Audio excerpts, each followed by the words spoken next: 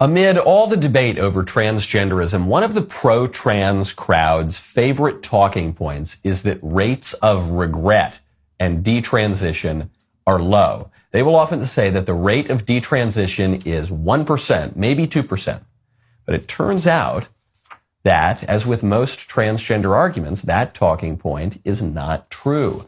A new study on a sample of about 1,000 transitioners has found a detransition rate of nearly 30%, 30.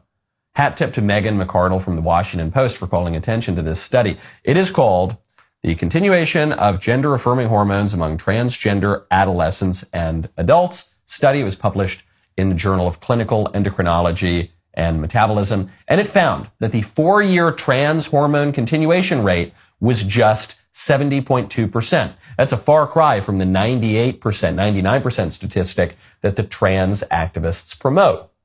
The rate of detransition was even higher in women. It was 35.6%. And perhaps most interesting of all, it found that people who started cross-sex hormones and the transition process as minors had a higher continuation rate as adults. Now, that fact is unsurprising in itself.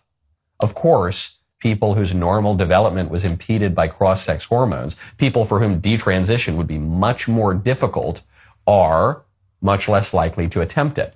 That part is not all that interesting. What is interesting is that this higher rate helps to explain why leftist activist groups and the big pharma companies that fund them seem so hell-bent on peddling transgenderism to younger and younger children. The younger the victim, the more likely he is to stick with the transition. And the more money goes into the coffers of the people peddling the transgender madness. I'm Michael Knowles. This is The Michael Knowles Show.